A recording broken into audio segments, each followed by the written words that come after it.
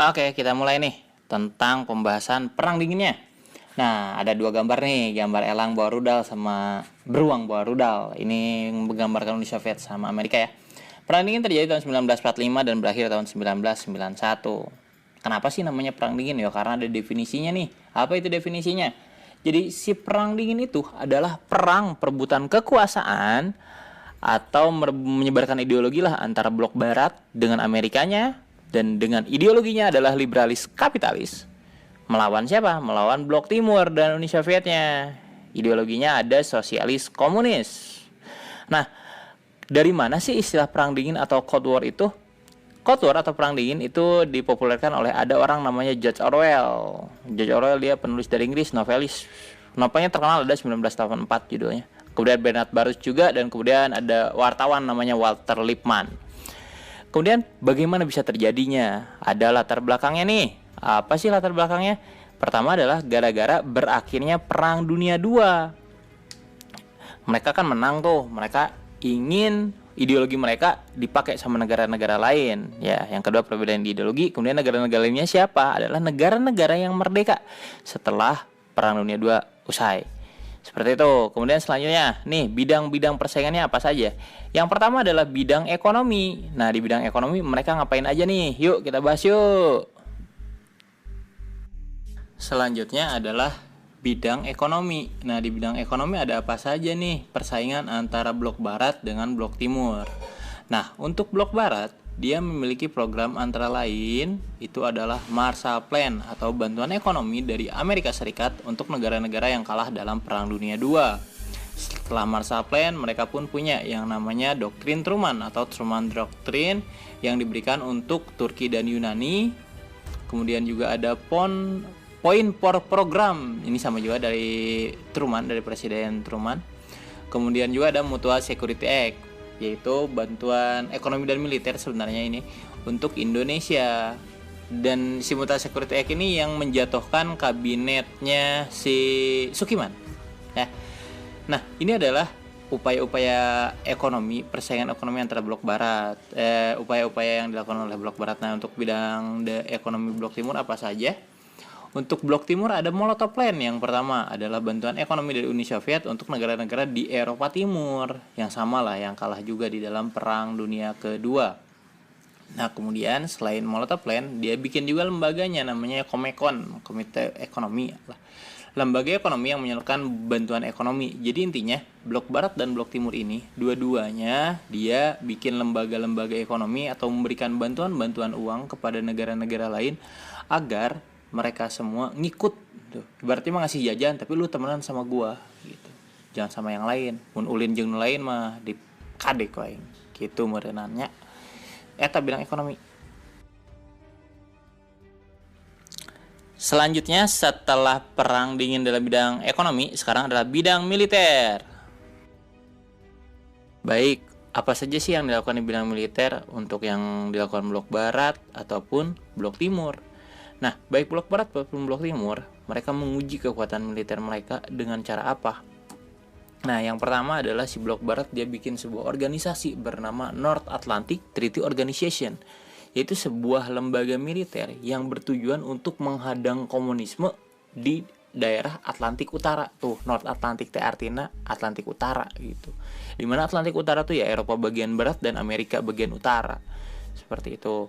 Nah, kemudian selain blok barat bikin NATO, bikin juga tuh namanya SEATO, Southeast Asia Treaty Organization. Berarti sebuah lembaga militer yang adanya di Southeast Asia untuk bendung komunis. Berarti adanya di Asia Tenggara. Indonesia ikut gak? Enggak, Indonesia nggak ikut.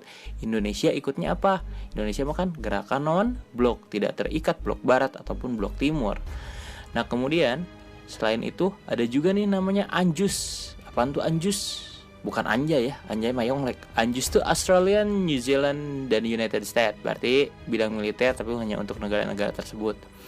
Kemudian juga ada METO.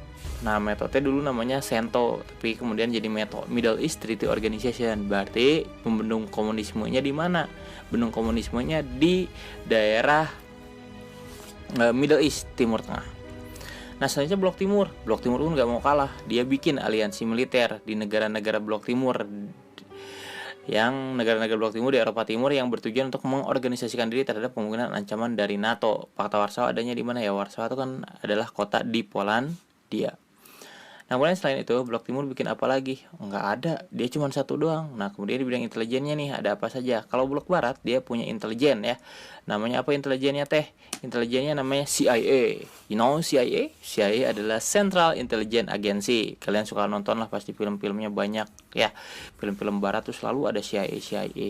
Nah, kemudian kalau Blok Timur apa namanya? Blok Timur namanya KGB. Tapi ingat, bukan Kongguan Biskuit ya, tapi Komitet Gosodastenonots Bejenopastasti. Alah, hese pisan ngaranna. Nah, itu adalah perbandingan antara bidang militer dan intelijen di antara Blok Barat dan Blok Timur. Nah, siapa yang menang di sini nih? Ya ketinggali lah ya. Yang menang tuh yang kelihatan bakal menang ya pasti Blok Barat karena dia punya organisasi militer yang lebih banyak daripada Blok Timur. Seperti itu ya. Itu tadi di bidang militer. Selanjutnya kita bahas tentang bidang luar angkasa atau dikenal juga dengan istilahnya adalah Star Wars. Nah, tadi ya, selanjutnya adalah di bidang luar angkasa atau dikenal juga dengan namanya adalah Star Wars. Tapi bukan film ya Star Warsnya. Nah, apa aja yang Blok Barat dan Blok Timur lakukan di bidang luar angkasa ini? Baik, nah jadi mereka tuh intinya duluan sampai keluar angkasa lah, duluan roketnya tuh sampai ke bulan ya, atau keluar angkasa lah, bukan bulan saja. Nah, apa saja yang dilakukan oleh Blok Barat dan Blok Timur ini? Nah, kita bahas ini namanya lembaganya dulu ya. Untuk Blok Timur lembaganya namanya Roskosmos, kalau Blok Barat lembaganya namanya NASA.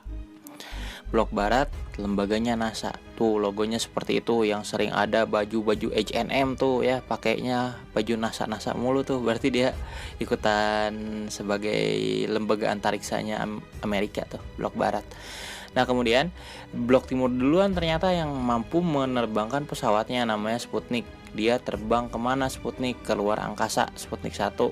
Setelah Sputnik 1 tanggal 3 November 1957, Blok Timur atau Uni Soviet menerbangkan Sputnik 2, dan ini dengan awaknya namanya ada Laika.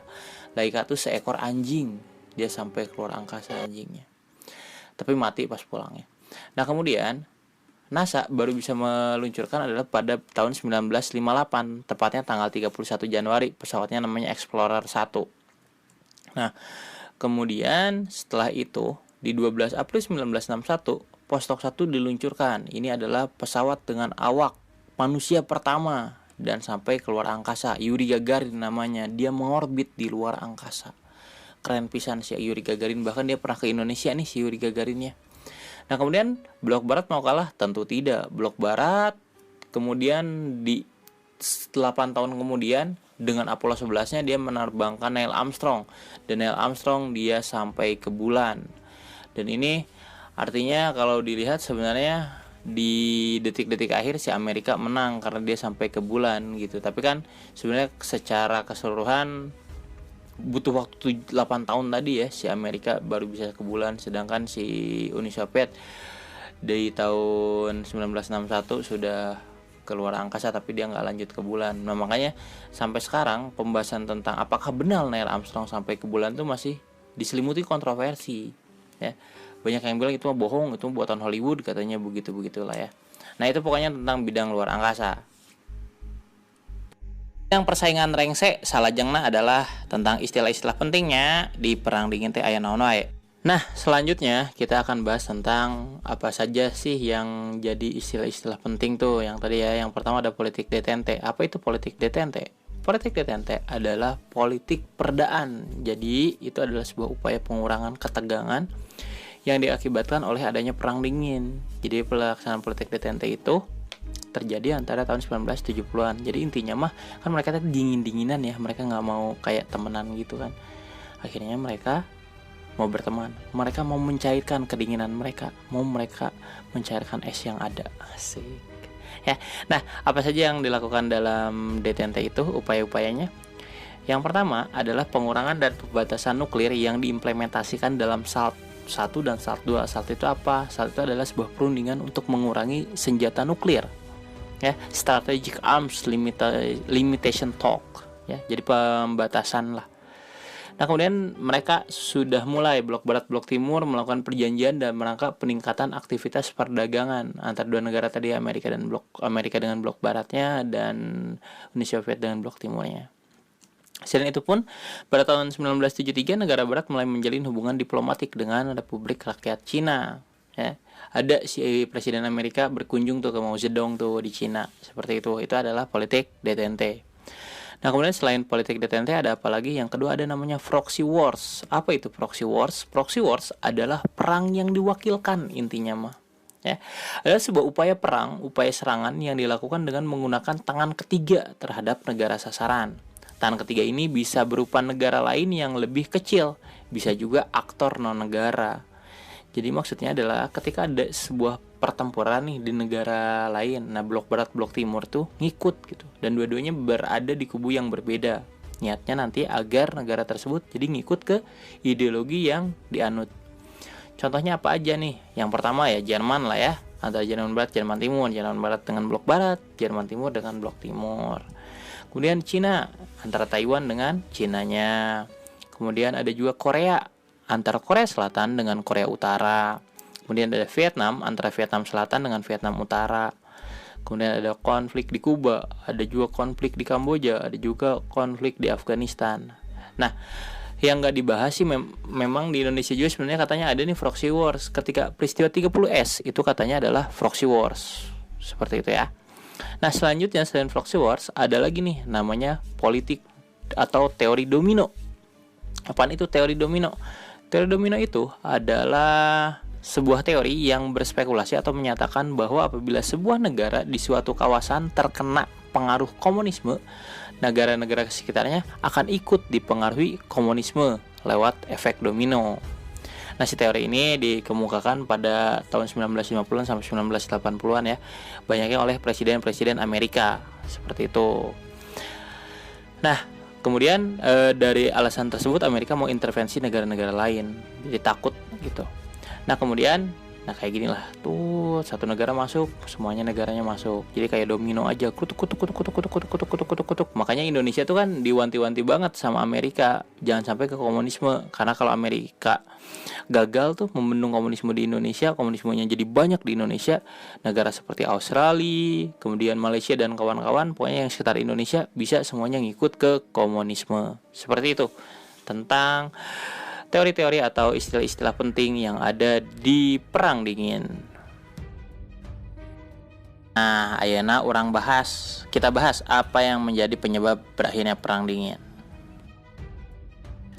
Nah, selanjutnya adalah bagaimana akhir dari Perang Dingin. Perang Dingin yang dialami oleh blok Barat dengan Amerikanya dan blok Timur dengan Uni Sovietnya, bagaimana akhirnya?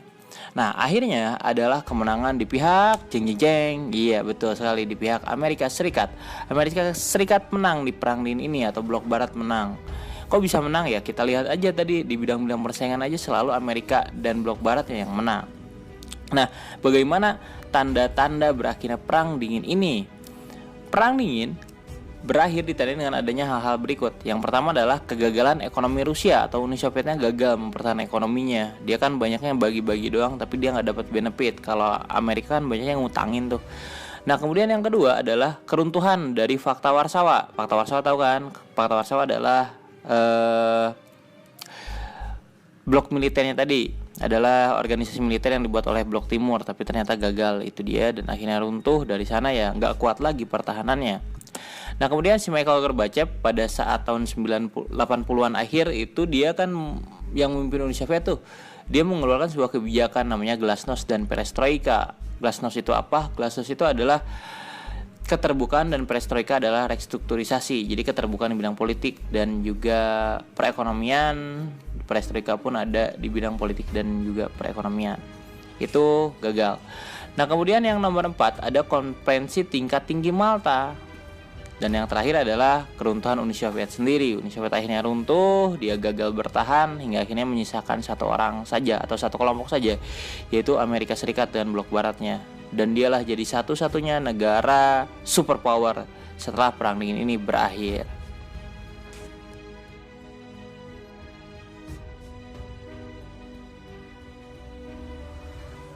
Oke, itulah tadi sedikit mengenai materi-materi perang dingin. Tapi ya teteh, cuman itu nanya aja, cuman materi-materi yang ibaratnya belum mendalam lah ya, masih kacang kulit luarnya saja, bukan kacang kulit Garuda.